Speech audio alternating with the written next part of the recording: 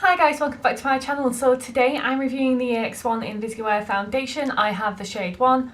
I always have the lightest shade. So it appears that there are about 16 to 17 shades. I say that because I see 16 shades on the Boots website, but I see 17 shades on the Look Fantastic website, so who really knows? But that's not like a huge shade range, and looking at the shades, it doesn't seem that there's like a huge variety. I mean, there's a huge gap, if you know what I'm saying. Like the light shade looks pretty light and the deep shade looks pretty deep. There aren't many deep shades, many light shades, but there aren't many shades to begin with. I think they need to add like at least another 10 shades, to be honest, to this range. But as I'm aware, it's not been out for very long. However, I still think, you know, more shades should be added. Anyway, I'm going to insert some swatches down below so you can see what the shade 1 in the foundation looks like in comparison to some of the other shades in my collection. This is the Ex1 Invisiwear foundation in shade 1. This is the Nip and Fab foundation in 05. These are the NYX Cover Drops in Pale. This is the CYO Long Lasting Life Proof foundation in 101. So now we're going to have a look at some of the foundation claims. So it's supposed to be a light, luminous and ultra blendable liquid base, which is a seamless second skin, so it's supposed to be natural looking, and luminous suggests it's supposed to be glowy. It's designed as with true colour pigments to offer a wide range of shades to match your natural tone. Okay, 16 shades isn't very wide in my opinion, just my opinion. It's just supposed to have like a smooth and blemish-free finish and be breathable, looking radiant. So it's supposed to be like a natural kind of radiant foundation, but it doesn't kind of say coverage, to be honest. When it says Invisiwear, to me it looks natural. It doesn't specify any kind of coverage. It suggests like a luminous finish and things like that. So honestly, I don't feel like this tells me a right lot. It doesn't say if it's oil controlling, which I think is a big thing that a lot of people look for, because there are luminous foundations that can be quite oil controlling, but that doesn't state that in this description. So to be honest, I don't find it a super... I don't think it actually tells me anything apart from that it's supposed to look natural.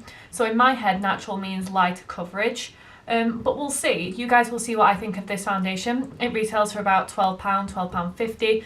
You can normally find it on sale though, when people like rotate their sales out, like Boots will have a sale, you can get points. There's always points or sales on other websites too, so it's worth having a look there. So now we're going to get into the review, and if you like this video then please give it a thumbs up and subscribe to my channel before you leave, and if you press that notification bell you'll be notified every time I upload. So this time we're trying out the Ex1 Invisiwear foundation in shade 1. This was the lightest shade as per.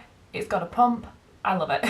So looking at it, it looks like it may be a little too dark, but not like too dark. I often find that foundations, once they buff out and melt into the skin, you can't see that much of a difference. So I'm going to start with like one small pump because it was just the first bit that kind of came out of the tube. I'm going to start with that on this side of the face, and I'm going to go in with my e.l.f. Ultimate Blending Brush. Oh my god, it has a smell like... It smells like food. I can't pick out which food exactly in my head. Not like cupcakes or sweets or anything like these things normally smell like, but it definitely has a scent. So this is like one proper pump. Honestly, like that was probably a half a pump that I put on my face, so I'm going to spread some of this out. I'm also putting a little more around here because I did get like quite light coverage because I only put a very small amount on the cheek. So I'm just going to do my forehead first. We'll see how it looks and then we will try and build it up. So this is definitely a little bit dark shade wise, but it's not too far off. Like I definitely think I could get away with it. I normally do. I'm just going to build this coverage up just a touch on my cheek.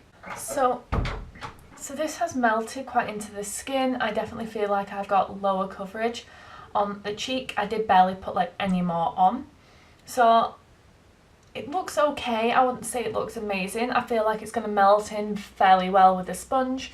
I feel like I've got a similar amount of product on this side, so I think I'm going to get a bit of a lighter coverage. I think though this is a foundation where you have to put a bit more on and get it to like a bit more of a medium to full coverage, like, you know, when you get that feeling about something. You know me, I absolutely love applying a foundation with a sponge. Now I don't have as many breakouts on this cheek, but I feel like because there was a bit more product, I'm getting a bit more of like a medium coverage, which I do like. That is looking quite flattering. I definitely feel like, as per, it looks better with the sponge.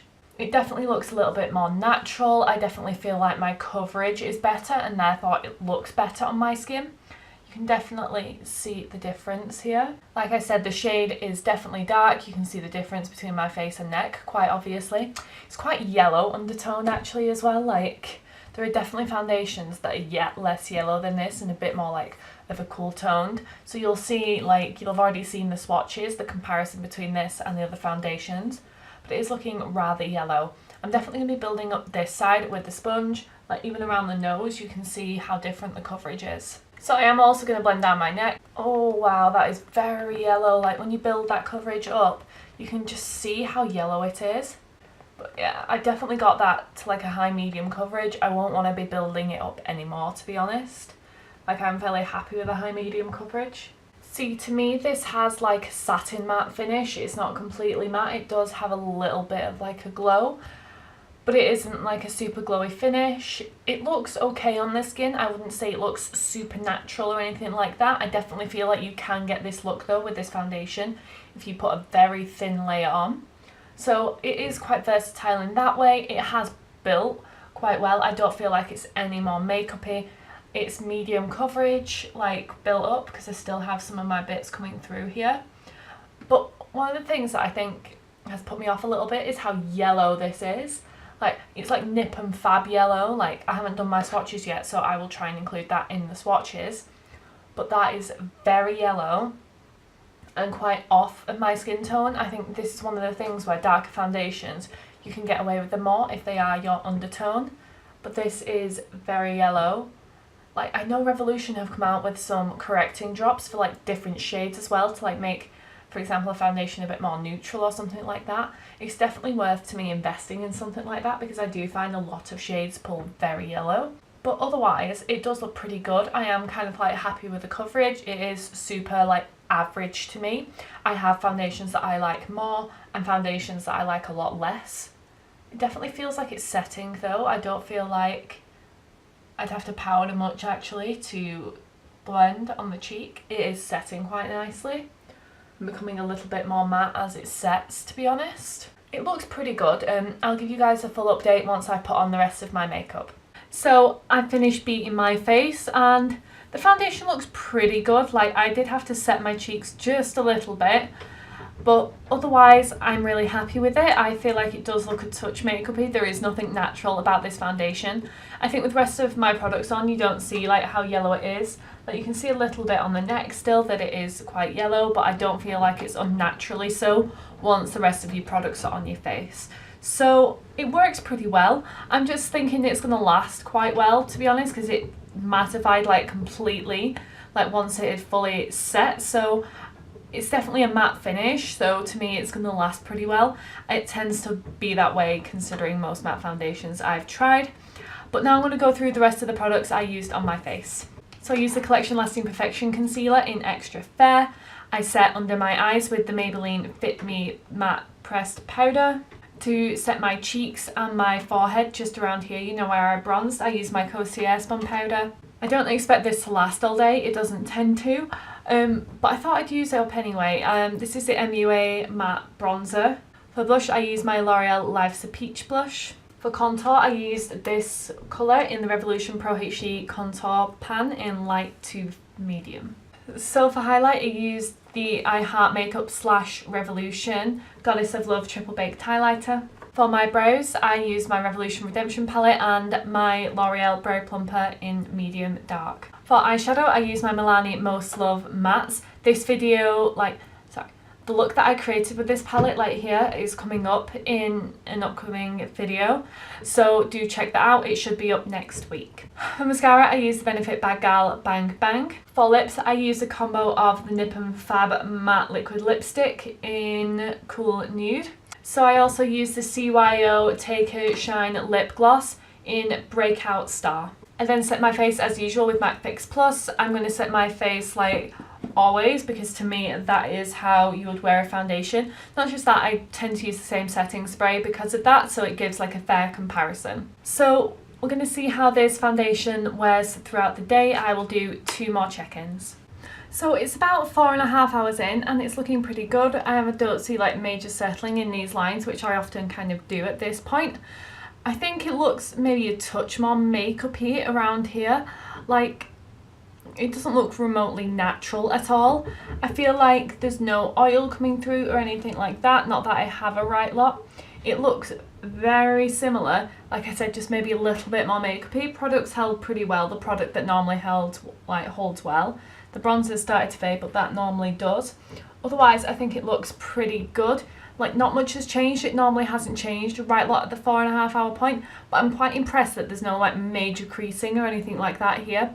That is normally like my biggest complaint at this stage.